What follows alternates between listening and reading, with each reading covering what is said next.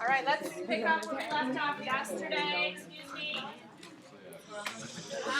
Just a couple more examples of extrema. So what does extrema mean? Max and min. You gotta find two values. And to do, where could your extrema happen? What are the possible places that an extrema could happen? Oh, really? They can happen where? Joey. Was I right when I said that? I didn't hear what you said. Oh, I don't remember it. So At A. At where? A. What is A? The beginning. The beginning. Okay. Or where else? B, which is the end. Or The massive crits. any critical numbers in between. Okay. All right. So I did a couple of examples yesterday. I don't know if you did your homework or not. I told you that I didn't care if you did do your homework last night, because you were going to have time to work on stuff today. So I am going to throw a couple more examples at you so you can just pick up where you left off yesterday. A couple more examples. Let's do f of x is equal to 2x minus 3x to the power of 2/3 in the interval that we are going to work with in this problem is from -1 to 3. Are we trying to find the extrema? You are trying to find the extrema, which means the maximum and the minimum within that. And there will be both a maximum and a minimum. So we have -1, 3. The first thing you need to do is find the derivative. What is the derivative of 2x? 2. So we have 2. And then the derivative of a -3x to the power of 2/3. Well, that's going to be, I believe, -2. -2x to the power of -1/3. -1/3. Thank you. All right, so I'm going to clean this up a little bit because right now with that negative exponent is looking kind of awkward for me to determine any critical numbers. So I'm going to do 2 minus 2 over x to the power of 1/3. So far, so good? And I think yesterday, you guys, when I did my example, and I probably should have done the same thing, is I first calculated the value of this original function at a and b. Okay? Are you guys okay if I just do that at the end instead? Let's do the derivative part first, and then we'll worry about finding the value of the function at a and b later. Okay, so we need to decide if there's any issues. Are there any situations that are going to cause us problems right now? Oh. I see an x on the bottom of a fraction. That's not a good thing. What value of x could I put in here that would make this fraction have 0 on the bottom? A 0. Yeah, you put 0 to the 1/3 power, you're going to get 0. So that means that I'm going to put a little note here that we have a divide by 0 issue. And if we have a divide by 0 issue, that means that when x is 0, we have a critical number. That's a critical number. All right. Now what we need to do is take this derivative, 2 minus 2 over x to the power of 1/3, and put it equal to 0. Wait, why is x equal to 0 a critical number? Because if I put a 0 in here, 0 to the 1/3 power is 0, and we can't have 0 on the bottom of the fraction. And yesterday we talked about how we have two situations when critical numbers can happen. We can have critical numbers when we have a divide by 0 situation, or you were taking the even root of a negative number. That was another issue. And we also talked about when the derivative was put equal to 0, any value of x that would make it equal to 0 would also be a critical number. So I'm taking the derivative, I'm putting it equal to 0, I have to solve for x. Help me. What do I do? Subtract 2? Sure. Yay. Solving for x, I'm going to subtract 2. Don't have to do it like this, but this way certainly works. And this is the way I did it too. So we have -2 over x to the 1/3 power is equal to, what is 0 minus 2? It is -2. We have an issue here. The issue is that we have an x value on the bottom of the fraction, Does anybody remember the quick, easy way to get rid of that x on the bottom of a fraction? We could do that, but there was an even simpler way. Well, you kind of move it to the top, but you move it. That happened yesterday too, didn't it? Yes, I did. I gotta undo.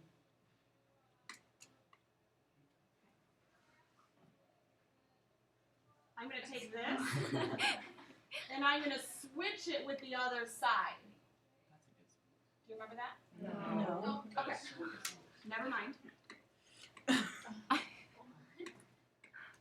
so all right. We're gonna do what you said. We're gonna multiply. I think you do know what I meant by switching it with it. It is the same thing that I'm doing here. It's just, I was just gonna go right to that. But I need to go through the algebra with you. So multiply by x to the 1/3. The x to the 1/3 cancel out. You with me there? Yeah. Gotta multiply the other side by x to the 1/3 power 2. So we have -2 is equal to -2x to the 1/3 power. What do I do now? Divide by -2. Divide by -2. What is -2 divided by -2? 1. I'm running out of room here, so I'm going to come right up here. We have 1 is equal to x to the power of 1/3.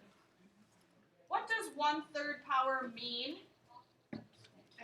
Cubed root. Very nice, the cubed root. So 1 is equal to the cubed root of x. So what is x? The cubed root of what number gives me 1? 1. So x is 1. X is equal to 1. So 1 is also a critical number. Okay? So I'm going to put a box around this. Now check right now, you guys. Make sure that these two critical numbers, make sure that they fall within this interval. Does 0 or do 0 and 1 fall within -1 to 3? Do they fall within that interval? Yes. They do. So we have, now if one of them, let's say one of the critical numbers ended up being a -2. If it was a -2, we wouldn't even have to bother checking it because it doesn't fall within the interval that we're talking about. All right? How many points do we need to check for a min and a max right now? 4. We need to check 4 points. What are the 4 points we have to check? X equals -1. 0 and 1. And then we also need to check -1 and 3. Okay? And remember, when you check those values, you have to go back to the original function. My only concern about going back to the original function is that you guys won't type this in right. I'm going to start a new page here. Is that okay? Larissa? Yeah. Okay. My original function, help me out, was f of x is equal to 2x. Minus -3. 3. Yeah. 2/3. Thank you. Okay, and we had to check what is the value at, what were my endpoints? -1 and 3. And then we had two critical numbers too. One of the critical numbers was 0. Okay, and then the other critical number was 1. So when you type this into your calculator, you just need to make sure, 2x, not a big deal, -3x, when you type in the power of 2/3, make sure you use your power key, and then in parentheses you do the 2/3 power like this. So it's -3x to the power of the fraction 2 divided by 3. So type that in, please, and I need some help. You type it in. What is f of -1? -1 gets you, I believe, -5. Am I right? Yeah. F of 3 should have gotten you a crazy decimal. Yeah. -0.24-ish. Okay. We'll say -0.24. What about f of 0? 0. And f of 1 should have gotten you -1. We have to have a max, we have to have a min. By the way, sometimes you will have 2 maxes or 2 mins, sometimes more than that. What is the biggest number you see here? 0. 0 is the biggest number. So this right here is the max. The max is going to be the point 0, comma 0. What is the very smallest number you see here? Negative 5. Negative 5. Yes. For a moment, I don't know what I was thinking. We have a minimum value at -1. -1, -5. Yes, Joey. When you said there would be two maxes, are you referring to two numbers that you plug in that give you the same value, or two high numbers? You will have two different x values that will get you the same y value, and that y value is the greatest of any of the other y values. Okay. Yes? Wasn't horrible, I don't think.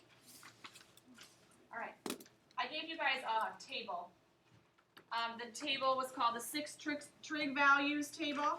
You need to get that out, please.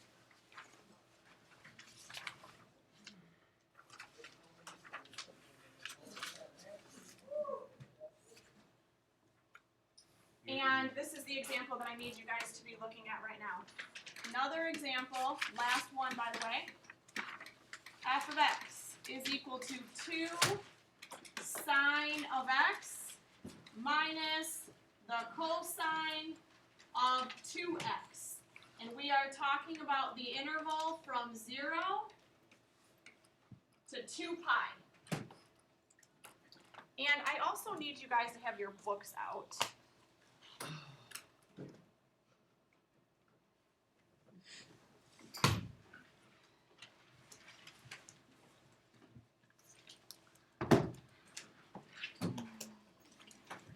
And I need you guys to look in your books, look in the front cover, I think it's the front cover, it says trigonometry. Flip it, there it is, trigonometry. It's right inside the inside cover of your book, it's labeled trigonometry, you're going to need something from there in just a minute. Alright, so the first thing that we have to do is find the derivative. So, when you find the derivative,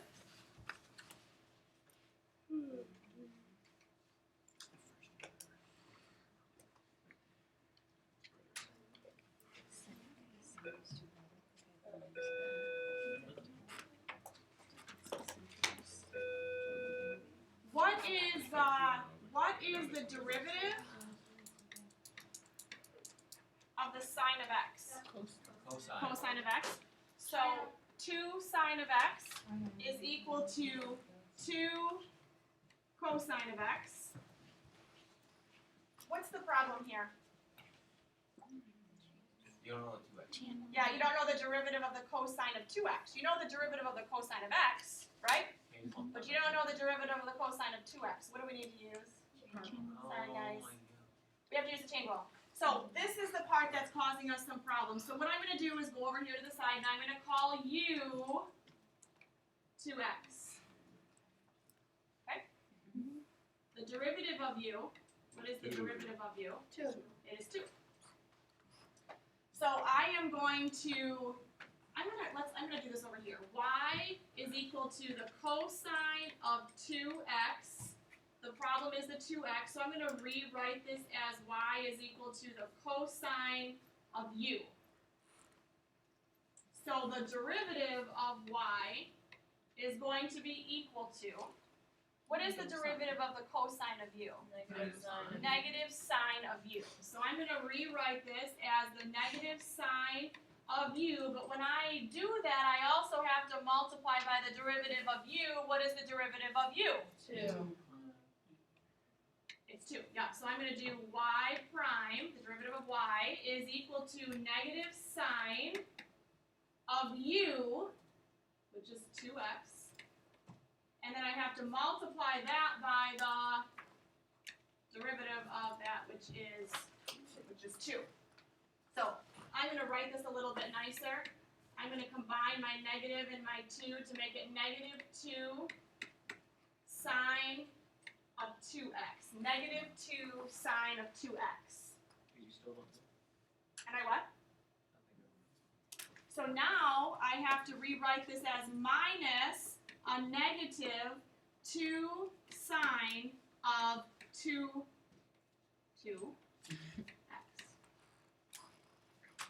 Guys, what am I gonna do with this?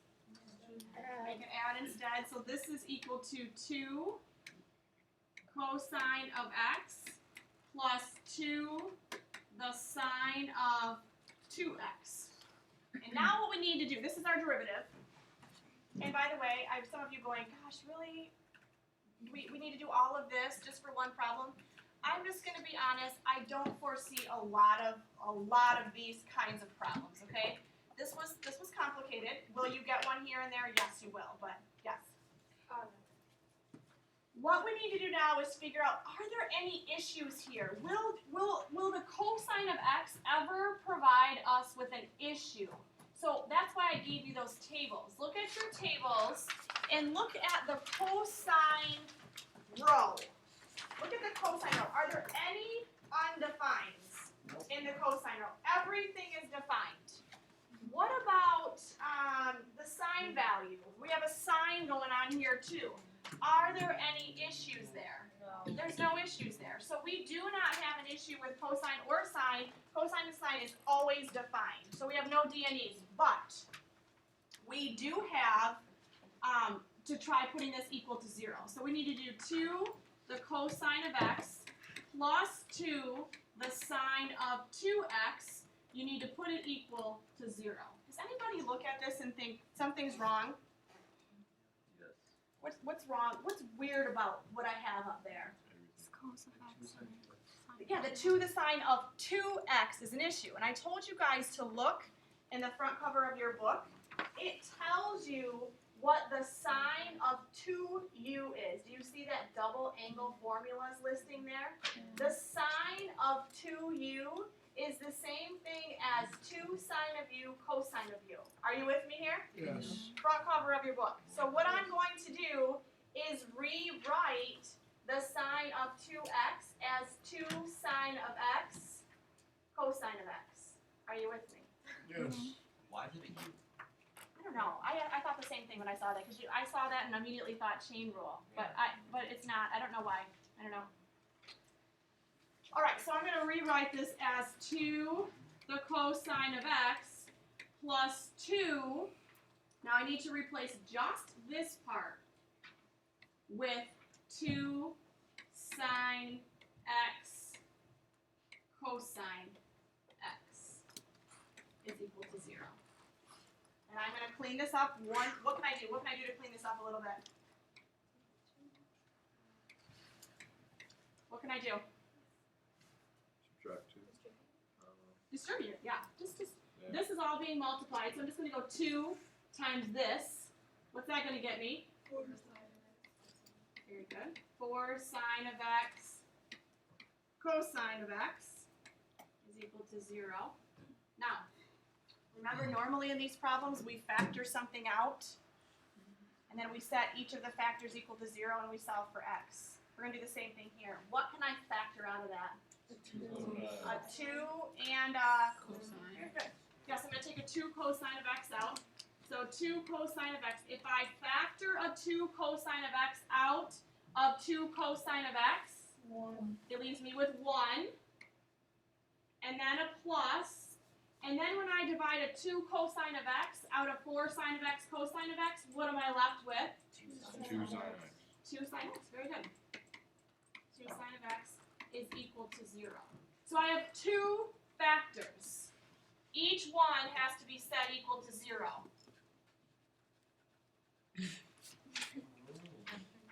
Okay. So put this equal to 0. You need to do 2 the cosine of x, put it equal to 0. How do I solve for x? What do I need to get rid of?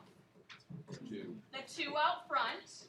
So I'm going to divide this side by 2. I'm going to divide this side by 2.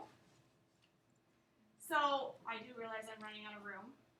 What is if the cosine of x was equal to 0, 0 divided by 2 is 0. You with me out there? Look at your tables. Look at your orange tables that I just gave you. What value of x gets me a cosine value of 0? 90 and 270. We're not going to write 90 and 270. What are we going to write? 1. What is 90 degrees, you guys? Pi over 2. Pi over 2. And that's right there on their table for you. Yep. X is equal to pi over 2. And then you also told me 270 degrees, right? Pi over 2. Which is 3 pi over 2. Yeah, so we have pi over 2, and we also have 3 pi over 2. All right, that's one of the factors. We've only tried this. But now we need to do this. 1 plus 2 the sine of x. And I'm going to start a new page here if it's okay for me to switch screens. Yep. 1 plus 2 the sine of x. 1 plus 2 the sine of x is equal to 0. I'm going to subtract 1 from each side. So I have 2 the sine of x is equal to 0 minus 1, which is negative 1. Now I have to divide by 2. Look at your tables. Where does the sine of x equal negative 1/2? Where does the sine of x equal negative 1/2? 4 pi over 7 pi over 6. 7 pi over 6 and 11 pi over 6? Yep. So x is equal to 7 pi over 6, and it's also equal to 11 pi over 6. Holy moly. That's a lot of numbers. Can you go back to the last screen? The last screen? Sure. I'm sorry I didn't check with you first. And then the question you did. We have a lot of points to check. Where's the first two things we need to check? 0 and 2 pi. 0 and 2 pi. And then we also need to check all of these critical values. And we have a critical value. We have 2 of them right here. And then we have 2 more on the next screen. Larissa, are you good? Yeah. Okay. So we have 0, 2 pi, pi over 2, 3 pi over 2, and then you also have 7 pi over 6 and 11 pi over 6. Go to y equals, you guys type this in. Type in 2 the sine of x minus the cosine of 2x. Type in the original function into your calculator. Sorry. I was choosing for the 2 sine of x minus cosine of 2x. And what we're going to do is check each point. F of 0, we're going to check f of 2 pi. We're going to try, is it pi over 2, you guys? Yep.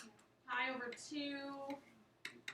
We're going to try 3 pi over 2. We're going to try 7 pi over 6. And then we're also going to try 11 pi over 6.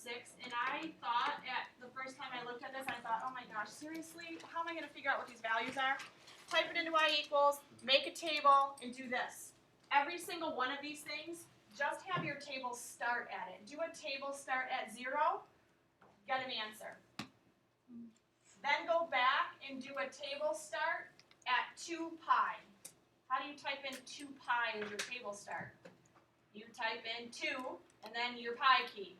Make a table, get an answer. So what do you get when you do f of 0? When you replace x with 0, you get what? Negative 1. What happens when you do f of 2 pi? Same thing. 0 and 2 pi mean exactly the same thing. Exactly. So you have another negative 1. When you do pi over 2, you literally do a table start at pi divide 2. You get 3, right? You get 3, all right, good. What about 3 pi over 2? Negative 1. I got negative 1, yeah. And then you have to do one at 7 pi over 6. Yep, I got negative 1.5. And then do another one at 11 pi over 6. And you get negative 1.5 again. So the max is 3. So where's the min and where's the max? What is the greatest value up here? 3. This is your maximum. So you have a max at pi over 2, comma 3. And you have a couple of minimums. So you're all right with a couple of minimums. Mhm. Yep, you've got one of them at negative 1.5, you have another one at negative 1.5.